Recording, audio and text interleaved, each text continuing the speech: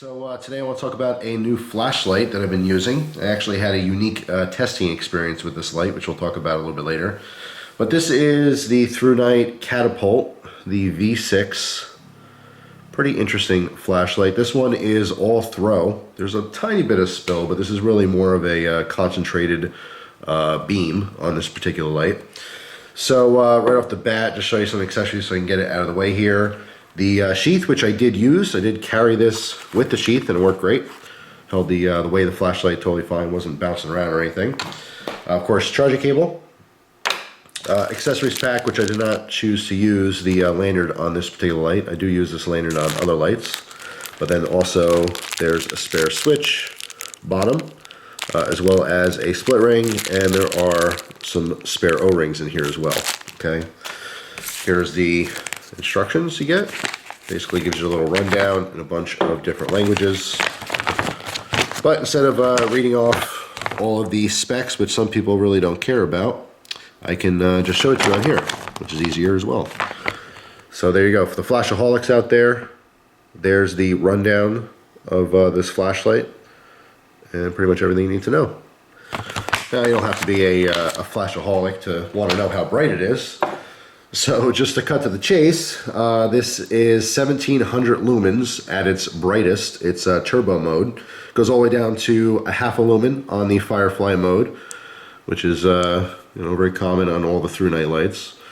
And of course, it just has a little variety of stuff. I don't really use the medium modes when I'm using higher powered flashlights. When I have a flashlight that's over 1000 lumens, I'm using it because I want something that's extremely bright. And I would say most people probably do the same.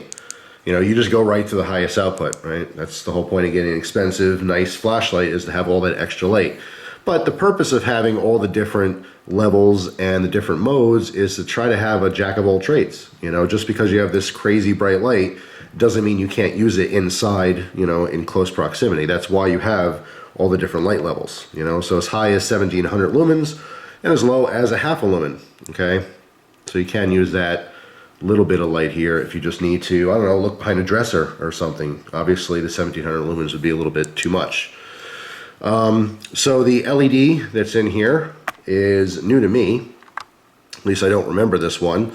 And of course they all usually look very similar. But this one is a Cree XHP35HI, the HI standing for high intensity. And if you don't know, LED stands for light emitting diode. Some people say LED bulb.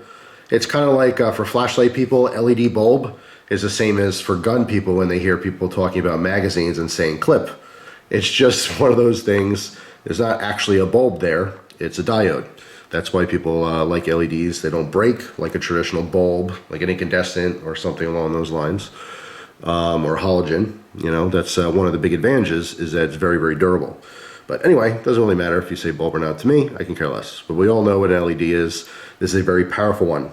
So the battery source for this light is a little different than what we're mostly used to. A lot of new age flashlights or high-end flashlights use 18650 rechargeable lithiums. This uses a 26650. And this one is 5000 milliamp hours. All right, that's the capacity basically. And to compare, here's a regular 18650. This one happens to be 3400 milliamp hours, which is a little bit on the higher end. So you can see they are basically the same height or length, but it is way fatter. So a lot more energy that's inside this battery to have a little bit of a longer runtime and that higher output. All right, so you saw the charging cable there. This is rechargeable. And you can see the port is on the back here. So this little rubber piece lifts up, so it stays water resistant. It's not waterproof. As far as this design, it's a little easier to push this plug in. On different flashlights, sometimes when you take the little plug out to charge it and you go to put it back, it just doesn't always press in. You want to make sure you have a good solid seal all around.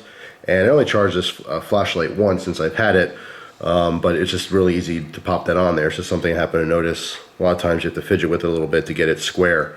But you definitely want to make sure it's completely covered in case you're going to use this in the rain or if you drop it in a puddle or basically get it wet. So you can see there is a side switch on here. All right, it is all metal construction and it does have a power indicator. So there's a little blue LED in there and that turns red when your battery's dying, so you know. which is actually very nice.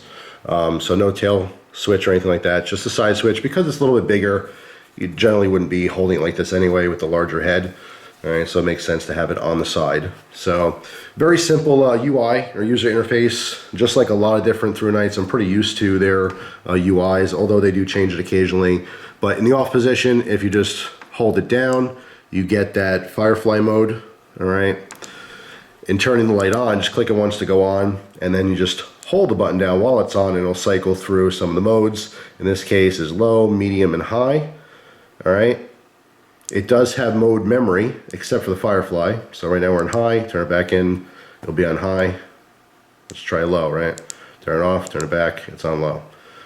All right, so it doesn't matter what position you're in here. Once the light is on, you do a double click to bring it to your turbo or your highest output, and then you do a double click from the highest output to get to your strobe. All right, so just pretty easy to remember. If you've been using Thrunites for a while, they're pretty much mostly the same. Now, as far as testing different flashlights for me, obviously you're not using a flashlight every single day. It's not, I mean, even a smaller EDC light you don't always use. So what I will do, I have kind of a ritual. If I get a new flashlight, I have a couple areas that are local to me, like a baseball field. I have a couple parking lots I go to, and I use these places as references to be able to compare flashlights to each other. So in other words, every time I get a new flashlight, I'm going to the same spots over and over again, as well as just walking around my neighborhood using it. So I'm very familiar with, you know, what flashlights are capable of, and that's how I kind of compare them to each other. With this flashlight, when I first got it, the first day of testing was something that was totally unplanned, and I'll tell you the quick story here.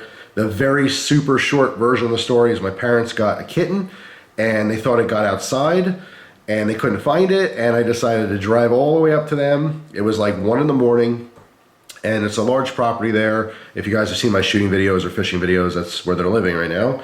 And the cat could have been anywhere, and it was missing for probably 2 or 3 hours. So it literally could have been a mile away. And I grabbed a couple flashlights. I grabbed this light because it was brand new to me, and this one has the distance, the throw I needed. I also grabbed this Thrunite, which I have, the TC20. This is all flood. All right, so this was for my close proximity. I also grabbed a different O-light, which was also a much larger version of like a searchlight, basically. So the majority of my searching when I got there was with this, close quarters, walking through the bushes, walking through the woods at 1 in the morning, with my gun out, by the way, because there's definitely a lot of predatory animals up there that didn't want to run into one of those. And that's basically why I went up there, is because I knew this kitten did not have the slightest chance of surviving the night if we didn't find her. Long story short, I got to test out a bunch of my flashlights again. This one I have plenty of use on, so I didn't really need to know how that worked. I know it worked well, but this one worked very well to be able to see tight spots in the distance. So anyway, the story does have a happy ending. The cat was found. Her name is Alani, by the way. A little ginger cat, super, super cute. Of course, you guys will eventually see her, but I figure there's no shortage of cute kitten videos on YouTube, so if you want to see a cute little kitten, you can anywhere. But yeah, eventually I'll show the cat. But yeah, she had fallen asleep, I guess, inside the back of one of the speakers for the TV or something. I forget the details, but I'm glad that she was okay, because there is no way she was going to last overnight out there in the dark with all those animals. She would have been a delicious midnight snack for something. So let's hope she never gets outside until she's big enough to defend herself. But anyway, that is my quick story on the emergency usage of this particular flashlight.